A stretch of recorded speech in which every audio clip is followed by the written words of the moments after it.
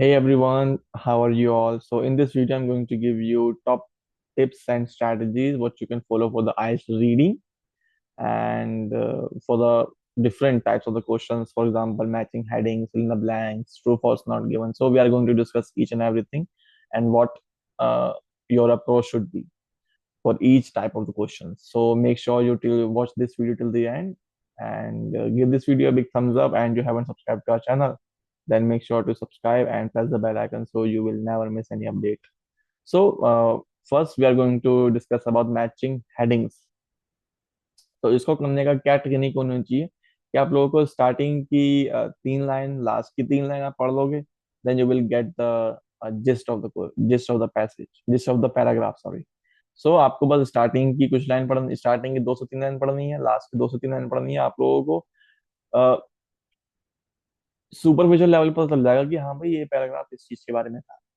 ठीक है, तो आपको मैचिंग हेडिंग्स के लिए आपको ये स्ट्रेटेजी रहनी चाहिए। और मैं अगर ये जो स्ट्रेटेजी है ये पैसेज 1 और पैसेज 2 के लिए वर्क करेगी, बट पैसेज 3 में अगर आपकी लिस्ट ऑफ हेडिंग्स आ गई, then you need to understand and read the whole passage. Suppose passage paragraph A के बारे में पूछा गया है कि पैराग्राफ ए की हेडिंग क्या होगी, पैसेज 3 में अगर आता है तो आप लोगों को पूरा पैसेज पढ़ना पड़ेगा, तो आप लोगों को पूरा पैराग्राफ पढ़ना पड़ेगा। तो आप लोगों को ये चीज का ध्यान रखना है। बाकी अगर पैसेज 1 में आता है, 2 में आता है, तो आप स्टार्टिंग की 3 लाइन, लास्ट की 3 लाइन पढ़ के आप लोग आंसर इजिली फाइंड आउट कर लोगे। ठीक है। सेकंड आता है हमारा fill in the blanks. Fill in the blanks में क्या होता है, आपको before and after the blanks carefully read करना होता है, केयरफुली समझना होता है, केयरफुली पढ़ना होता है कि इसमें लिखा क्या है। ब्लैंक से पहले का शब्द और ब्लैंक के बाद का शब्द। सपोज करो ब्लैंक से पहले लिखा हुआ है ए एन दा, कोई आर्टिकल लिखा हुआ है, तो पैराग्राफ में भी आपको आर्टिकल के बाद ही आंसर मिलेगा। ठीक है, ये एक छोटी छोटी टिप्स हैं जो आपको कोई नहीं बताएगा यूट्यूब पर। तो आप लोग को अगर वीडियो पसंद आ रही है तो वीडियो को जरूर लाइक कर देना यार। ठीक है। तीसरे टाइप की हम बात करते हैं ट्रू फॉल्स नॉट गिवन की, यस नो नॉट गिवन की। तो देखो इसका एक सिंपल सा फंडा है, क्या कि you just need to focus on the factual meaning, not just the words. आप लोगों को कीवर्ड्स मैच नहीं करने ट्रू एंड फॉल्स में। ठीक है।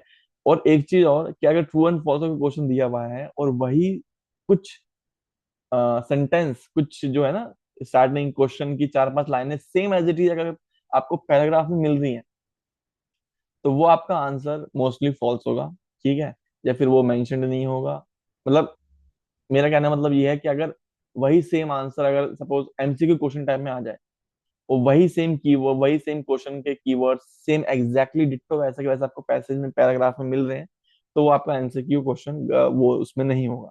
ठीक है। इतनी इजीली आपको आंसर नहीं मिलेंगे। और आइल्स कभी भी डिट्टो एग्जैक्टली सेम चीजें उठा के कॉपी पेस्ट नहीं करता, वो हर एक चीज को पैराफ्रेज करना उसे पसंद है। ठीक है, तो आपको भी पैराफ्रेज करना सीखना पड़ेगा, तभी आपके मार्क्स आएंगे। बात करूं true and false not given की, तो आप लोगों को मीनिंग समझना पड़ेगा कि क्वेश्चन का मीनिंग क्या है, पैसेज में ढूंढना पड़ेगा कि मीनिंग मैच हो रहा है या नहीं हो रहा है। अगर वो कॉन्ट्रेडिक्ट कर रहा है तो फॉल्स होगा, अगर वो एज इट इज मैच कर रहा है तो ट्रू होगा, अगर उसके बारे में बात नहीं करी गई होगी तो वो नॉट गिवन होगा। ठीक है। अनदर टाइप की बात कर लेते हैं हम, मैचिंग इन्फॉर्मेशन और फीचर्स। तो इसमें क्या रहेगा, आपको you just need to use keywords and synonyms to locate where the answer is mentioned. आप लोगों को कीवर्ड्स और सिनोनिम्स के यूज से आप लोगों को पैसेज में ढूंढना पड़ेगा कि आपका आंसर कहाँ पे मेंशन है। ठीक है। You just need to read the whole passage again and again, you just need to understand the question what it is asking, and you just need to find the answers. So that's it. There is no there is no magical pill or thing जैसे अब मैं आपको बता दूं और आप लोगों को यूं आंसर ढूंढ लोगे। सिंपल सा फंडा ये है, सिंपल सा सिनेरियो ये है, क्वेश्चन को अच्छे से समझना है। स्टूडेंट क्वेश्चन नहीं समझते, पैसे समझते हैं। तो आप लोग अगर ये गलती कर रहे हो तो उसको सुधार लो। पैसेज में 100% नहीं देना समझने के लिए, क्वेश्चन में 100% देना है, 110% देना है कि क्वेश्चन आप लोग को समझ में आ जाए अच्छे से। ठीक है। और दूसरे टाइप की बात करते हैं, सेंटेंस कंप्लीशन और समरी कंप्लीशन वाले जो क्वेश्चंस होते हैं, फिल इन द ब्लैंक्स होते हैं। और इस चीज में देखो ये रहता है कि आप लोगों को, अगर आप पेन पेपर बेस दे रहे हो या कंप्यूटर बेस दे रहे हो, तो आप लोगों को ये चीज ध्यान देनी है कि वर्ड लिमिट क्या है। ठीक है। अगर क्वेश्चन में दिया हुआ है नो मोर देन 2 वर्ड्स, और आप लोग अगर 3 वर्ड लिख के आ गए, तो वो जीरो रहेगा, वो जीरो काउंट होगा। और सपोज अगर वन वर्ड आंसर की लिमिट दी हुई है और आप लोग ए एन द आर्टिकल लगा के आ जाते हो, भले ही आपका आंसर सही हो बट वो जीरो काउंट किया जाएगा। क्यों? क्योंकि आपने उसके आगे आर्टिकल लगा दिए, वर्ड लिमिट एक थी, आपने दो वर्ड लगा दिए, तो वो गलत हो जाएगा। आपको ऐसा नहीं करना है। आप लोगों को इस चीज का ध्यान रखना है और अपने क्वेश्चंस को अच्छे से 110% एक्यूरेसी के साथ समझना है, चाहे भले ही पैराग्राफ ना समझ में आए, कोई दिक्कत नहीं है, क्वेश्चन समझ में आना बहुत जरूरी है। ठीक है, इसके अलावा आप लोगों को अगर कोई डाउट हो, कोई क्वेश्चन हो जो आप लोग पूछना चाहते हो, तो आप लोग हमें कमेंट कर सकते हो। साथ ही साथ अगर आप लोगों को कोचिंग चाहिए हो, 15 आवर्स का क्रैश कोर्स चाहिए हो, 1 मंथ की कोचिंग चाहिए हो, 3 मंथ की चाहिए हो, 6 मंथ की चाहिए हो, then you can contact to us. You can download our application from the link given in the description, और you can directly download from the Play Store.